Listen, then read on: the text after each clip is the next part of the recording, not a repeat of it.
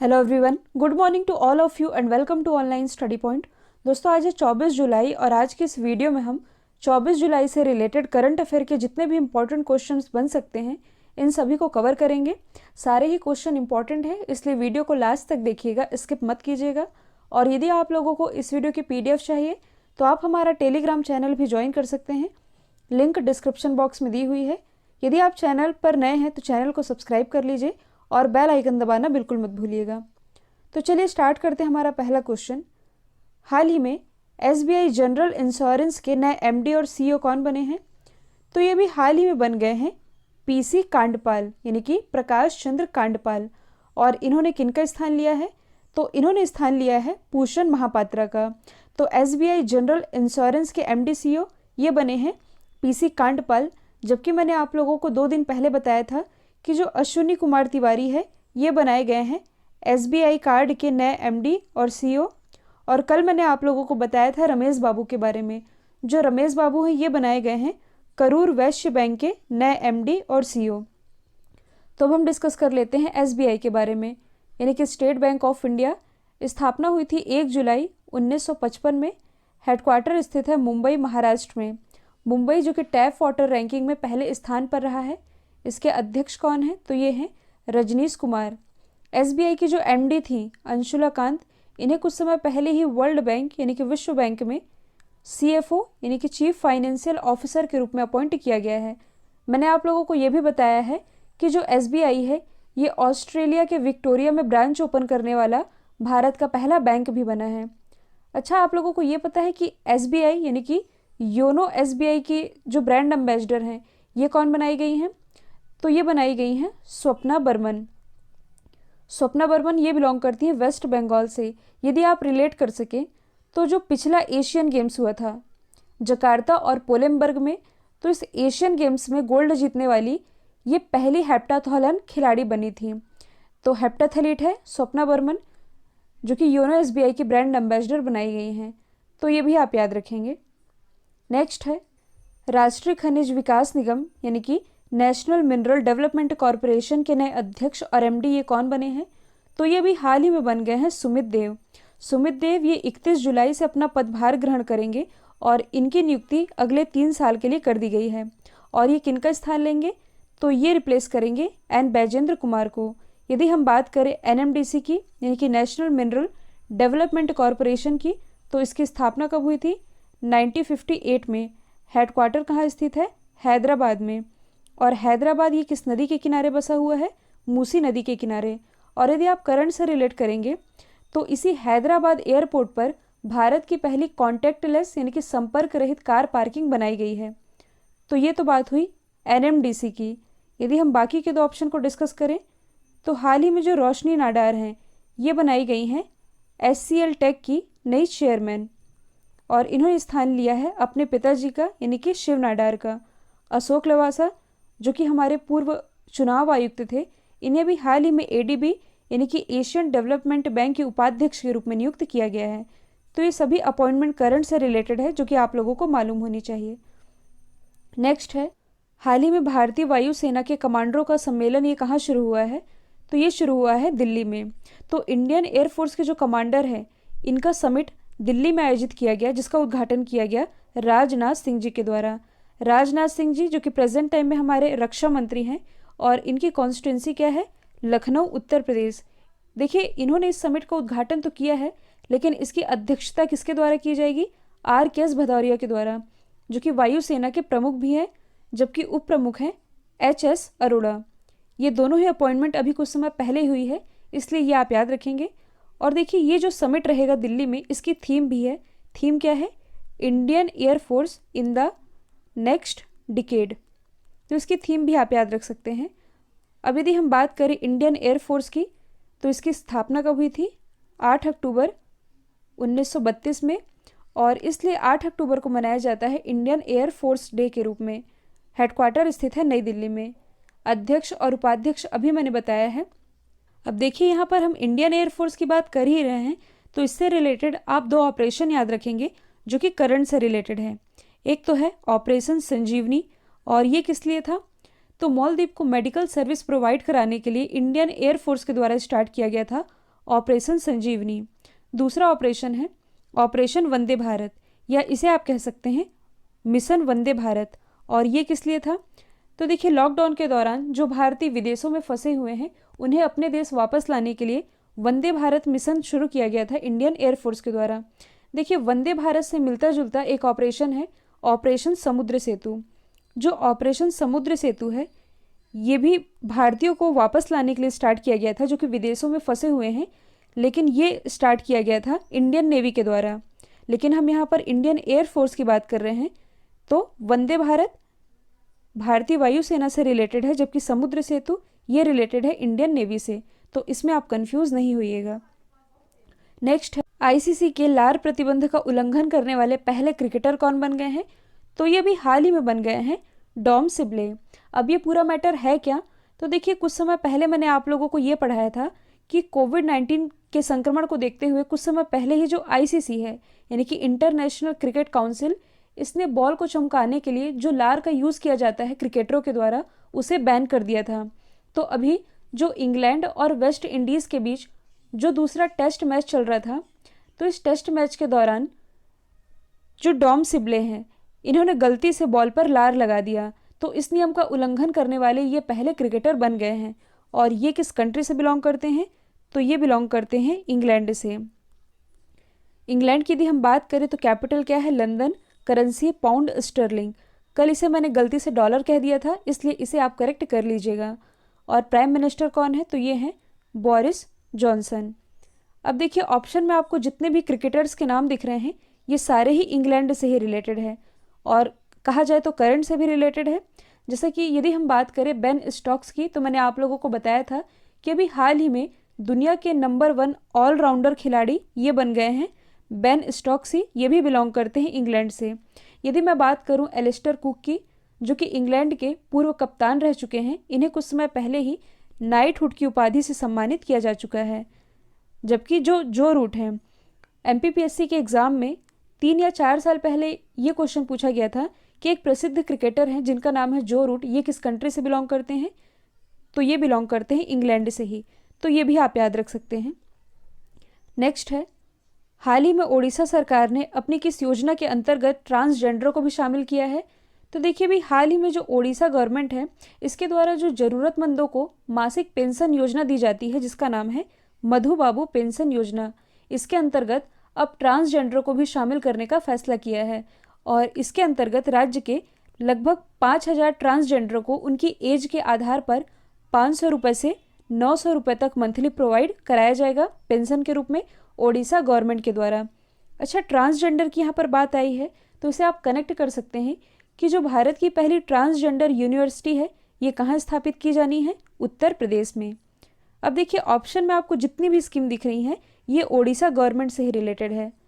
तो यदि हम बात करें सबसे पहले बलराम योजना की, तो कुछ दिन पहले मैंने आप लोगों को बताया था इस योजना के बारे में। ये है क्या? तो देखिए, जो बलराम योजना है ये किसानों के लिए है। तो कोविड-19 के दौरान वह किसान जो कि फाइनेंशियल प्रॉब्लम को फेस कर रहे हैं उन्हें वित्तीय सहायता प्रोवाइड कराने के उद्देश्य से बलराम स्कीम लॉन्च की गई है ओडिशा गवर्नमेंट के द्वारा। जो मो प्रतिभा योजना है, तो लॉकडाउन के दौरान बच्चों को एक ऑनलाइन प्रतियोगिता से जोड़ने के लिए, यानी कि जैसे ड्राइंग, पेंटिंग, इन सब में बच्चों को इन्वॉल्व करने के लिए मो प्रतिभा स्कीम लॉन्च की थी ओडिशा गवर्नमेंट ने। यदि हम बात करें सुनेत्रा स्कीम की, तो राज्य में रहने वाले हर वर्ग के व्यक्तियों के लिए फ्री आई चेकअप की व्यवस्था की गई। साथ ही ज़रूरत पड़ने पर फ्री चश्मा भी प्रोवाइड कराया जा रहा है इस स्कीम के अंतर्गत, और ये भी लॉन्च किया गया है ओडिशा गवर्नमेंट के ही द्वारा। तो ये सभी आप याद रख सकते हैं। नेक्स्ट है, हाल ही में श्रमिकों को नौकरी खोजने में मदद करने के लिए किस अभिनेता ने प्रवासी रोजगार एप्लीकेशन लॉन्च किया है? तो ये लॉन्च किया गया है एक्टर सोनू सूद के द्वारा। तो लॉकडाउन के दौरान ये काफ़ी चर्चे में भी रहे थे, रीज़न आप सभी को पता है, और इन्हीं के द्वारा ये एप्लीकेशन लॉन्च किया गया है जिसका नाम है प्रवासी रोजगार एप्लीकेशन। और किस लिए लॉन्च किया है? तो श्रमिकों को नौकरी खोजने में मदद करने के लिए। इसे आप कैसे समझ सकते हैं? तो देखिए, ये जो एप्लीकेशन है इस एप्लीकेशन में 500 से अधिक कंपनियां जुड़ी हुई हैं। हेल्थ केयर, कपड़ा, ऑटोमोबाइल और भी कई सेक्टर हैं, इससे रिलेटेड लगभग 500 कंपनियां जुड़ी हुई हैं। तो इस एप्लीकेशन पर जो नीडी पर्सन हैं जिन्हें जॉब चाहिए ये अपना डॉक्यूमेंट अपलोड कर सकते हैं। फर्स्ट ऑफ ऑल तो रजिस्ट्रेशन करना पड़ेगा। रजिस्ट्रेशन करने के बाद अपना डॉक्यूमेंट अपलोड करना होगा। इसके बाद इससे रिलेटेड जो भी कंपनियां होंगी, यानी कि इस सेक्टर से रिलेटेड जो भी कंपनियां होंगी, ये उनसे खुद ही कांटेक्ट कर सकेगी। इसे आप और इजी समझ सकते हैं। कुछ दिन पहले मैंने आप लोगों को बताया था कि जो महाराष्ट्र गवर्नमेंट है, इसके द्वारा एक पोर्टल लॉन्च किया गया है। पोर्टल का नाम है महा जॉब पोर्टल। इसके अंतर्गत जिन लोगों की नौकरियां जा चुकी हैं और जिन्हें नौकरी की ज़रूरत है, इन्हें इस पोर्टल के अंतर्गत रजिस्ट्रेशन करना होता है। इसके बाद अपने डॉक्यूमेंट्स अपलोड करने होते हैं और इसके बाद जो भी कंपनियां उस एप्लीकेशन से जुड़ी हुई हैं, ये खुद ही नीडी पर्सन से कांटेक्ट करती हैं। तो जिन्हें जॉब चाहिए उन्हें ईजिली जॉब मिल सकेगा। तो इसी तरह की एक ऐप है जिसका नाम है प्रवासी रोजगार ऐप, लॉन्च किया है सोनू सूद ने। अब देखिए, यदि हम बाकी एक्टर्स की बात करें तो सलमान खान ये किस ब्रांड के ब्रांड एम्बेसडर हैं? ये ब्रांड एम्बेसडर हैं भारत पे के। आमिर खान और आलिया भट्ट ये ब्रांड एम्बेसडर हैं फ़ोन पे के। जबकि अमिताभ बच्चन जी ये कुछ समय पहले ही IDFC फर्स्ट बैंक के ब्रांड एम्बेसडर बनाए गए हैं। नेक्स्ट है, हाल ही में किस बैंक ने चेहरा मुखौटा और सैनिटाइजर वितरित करने के लिए एक राष्ट्रव्यापी अभियान की शुरुआत की है? तो देखिए, इसकी शुरुआत की गई है पंजाब नेशनल बैंक के द्वारा और इसके अंतर्गत पूरे देश के लगभग 662 जिलों में फेस प्रोटेक्टिव किट, यानी कि जिससे भी कोविड-19 संक्रमण से बचा जा सकता है, उन सभी चीज़ों को डिस्ट्रीब्यूट किया जाएगा पंजाब नेशनल बैंक के द्वारा और ये एक राष्ट्रव्यापी अभियान है। यदि हम बात करें पंजाब नेशनल बैंक की, तो इसकी स्थापना कब हुई थी? 12 अप्रैल 1894 में। हेडक्वार्टर स्थित है नई दिल्ली में। अच्छा, पंजाब नेशनल बैंक के ब्रांड एम्बेसडर कौन है? तो ये हैं विराट कोहली। अब यदि हम बाकी बैंक्स को डिस्कस करें तो कुछ समय पहले ही जो HDFC बैंक है, इसके द्वारा #हम हार नहीं मानेंगे अभियान की शुरुआत की गई थी। यदि हम बात करें कोटक महिंद्रा बैंक की, तो मैंने आप लोगों को बताया था कि KYC यानी कि नो योर कस्टमर की फैसिलिटी ऑनलाइन प्रोवाइड कराने वाला ये भारत का पहला बैंक बना है। और SBI बैंक के बारे में मैंने फर्स्ट क्वेश्चन में ही बताया है, ऑस्ट्रेलिया के विक्टोरिया में ब्रांच ओपन करने वाला ये भारत का पहला बैंक है। नेक्स्ट है, हाल ही में भारत ने एंटी टैंक गाइडेड मिसाइल जिसका नाम है ध्रुवस्त्र, इसका सफल परीक्षण किया है। और कहाँ से किया है? तो ये किया गया है ओडिशा से। और ओडिशा में भी कहाँ? ओडिशा के चांदीपुर से। अब इस क्वेश्चन से रिलेटेड और क्या क्या क्वेश्चन बन सकते हैं?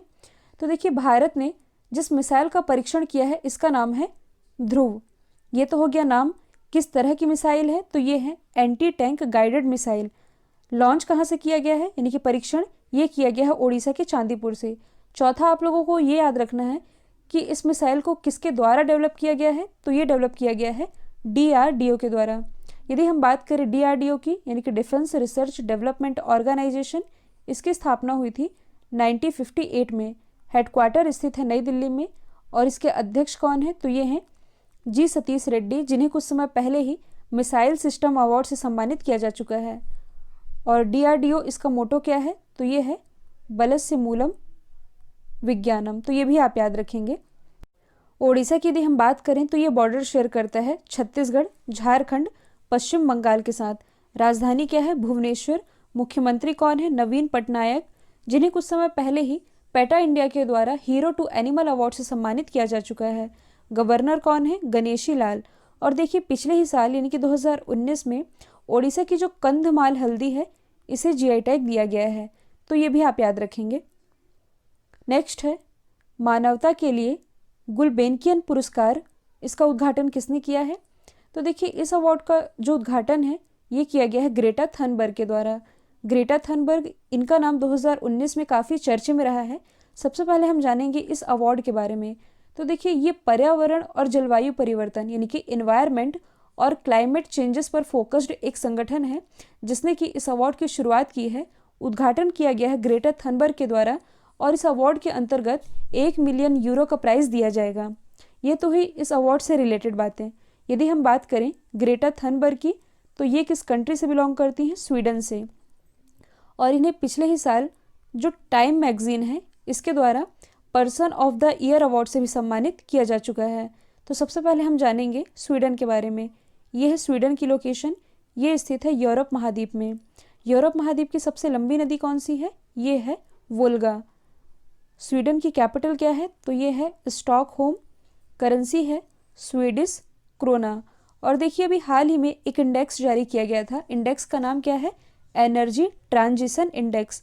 और ये जो एनर्जी ट्रांजिशन इंडेक्स रहा था, इसमें 115 देशों के बीच टॉप किया था स्वीडन ने ही, जबकि इंडिया की रैंकिंग थी 74। और ये इंडेक्स किसके द्वारा जारी किया गया था? WEF के द्वारा, यानी कि वर्ल्ड इकोनॉमिक फोरम के द्वारा, और इसे टॉप किया था स्वीडन ने। आसपास की यदि लोकेशन आप डिस्कस करें तो ये है बाल्टिक सागर, ये है ब्रिटेन, ये है फ्रांस, बीच में एक स्ट्रेट है जिसका नाम है डोवर स्ट्रेट, ये है आयरलैंड, ये है आइसलैंड, ये है काला सागर, और ये जो आप देख रहे हैं ये है भूमध्य सागर यानी कि मेडिटेरियन सी। अब देखिए यहाँ पर हम अवार्ड की बात कर ही रहे हैं, तो कुछ समय पहले ही जो प्रियंका चोपड़ा हैं, इन्हें यूनिसेफ के द्वारा मानवतावादी पुरस्कार से सम्मानित किया जा चुका है। सचिन अवस्थी, इनके बारे में मैंने आप लोगों को बताया था, इन्हें अभी हाल ही में ग्लोबल ह्यूमैनिटेरियन अवार्ड में टॉप पब्लिसिटी अवार्ड से नवाजा जा चुका है। जबकि यदि हम बात करें पायल जांगिड़ की, तो इन्हें पिछले ही वर्ष bill and Melinda Gates foundation के द्वारा चेंज मेकर अवार्ड से सम्मानित किया गया था, तो ये भी आप याद रखेंगे। नेक्स्ट है, हाल ही में भारत के किस राज्य में दुर्लभ पीला कछुआ देखा गया है? तो ये देखा गया है ओडिशा में। देखिए ये आज के करंट अफेयर का तीसरा क्वेश्चन है जो कि ओडिशा से ही रिलेटेड है। एक तो मधु बाबू पेंशन स्कीम वाला क्वेश्चन, दूसरा ध्रुवस्थ एंटी टैंक गाइडेड मिसाइल, और अब ये जो तीसरा क्वेश्चन है, यहाँ पर यानी कि ओडिशा में दुर्लभ पीला कछुआ देखा गया है। और ओडिशा में कहाँ पर देखा गया है? ओडिशा के बालासोर जिले में। और इस कछुए को भारतीय फ्लैप शेल कछुए के रूप में जाना जाता है। और ये जो कछुआ है ये आमतौर पर पाकिस्तान, श्रीलंका, नेपाल, बांग्लादेश और म्यांमार में पाया जाता है। और ये जो कछुआ है ये सर्वाहारी है। सर्वाहारी है मतलब सब कुछ खा सकता है, यानी कि वनस्पति भी खा सकता है और छोटे छोटे जीवों को भी खा सकता है। और इसी दुर्लभ पीले कछुए की खोज की गई है ओडिशा में। अब देखिए यहाँ पर खोज की बात की ही जा रही है, तो कुछ समय पहले ही अरुणाचल प्रदेश में 2 खोजें की गई हैं। पहला तो ये कि मछली की एक नई प्रजाति खोजी गई है जिसका नाम है सिजोथोरेक्स सिकुसिरुमेंसिस, ये खोजा गया है अरुणाचल प्रदेश में ही। दूसरा, एक नई वाइपर की भी प्रजाति जिसका नाम है अरुणाचल पिट वाइपर, ये भी खोजा गया है अरुणाचल प्रदेश में ही। और महानदी में कुछ समय पहले ही भगवान विष्णु की 500 साल पुरानी प्रतिमा खोजी गई है जो कि 60 फीट ऊंची है। मैंने आप लोगों को बताया था कि दक्षिण भारत का सबसे पुराना अभिलेख खोजा गया है आंध्र प्रदेश में, और आंध्र प्रदेश में भी कहाँ? आंध्र प्रदेश के गुंटूर जिले में। और देखिए उत्तराखंड की यदि हम बात करें तो उत्तराखंड के पिथौरागढ़ जिले में एक तितली है जिसका नाम है मादा गोल्डन बर्डविंग, और इस तितली को भारत की सबसे बड़ी तितली का टैग दिया गया है, तो ये भी आप याद रख सकते हैं। कल मैंने आप लोगों से पूछा था हाल ही में गैबॉन की पहली महिला प्रधानमंत्री कौन बनी है, तो इसका राइट आंसर था ओसुआका रपोंडा। अब आप लोगों के लिए आज का सवाल है, हाल ही में हॉकी इंडिया के नए अध्यक्ष कौन बने हैं? आप लोगों ने कहा था क्वेश्चन थोड़ा पुराना पूछा जाए, इसलिए इसका आंसर जो भी है कमेंट बॉक्स में बताइएगा। और मैं आप लोगों को बता दूं, ऑनलाइन स्टडी पॉइंट की जो 6 मंथ्स की PDF है ये जल्द ही लॉन्च कर दी जाएगी। PDF ऑलमोस्ट डन है, कुछ टेक्निकल इशू के कारण ये लॉन्च नहीं की गई है, आने वाले कुछ दिन में ये लॉन्च कर दी जाएगी। तो दोस्तों ये थे 24 जुलाई से रिलेटेड करंट अफेयर के मोस्ट इंपॉर्टेंट क्वेश्चन। यदि ये वीडियो आप लोगों को अच्छा लगा है तो एटलीस्ट एक स्टडी रिलेटेड ग्रुप में शेयर ज़रूर करिएगा। तो आज के लिए इतना ही। Thank you so much.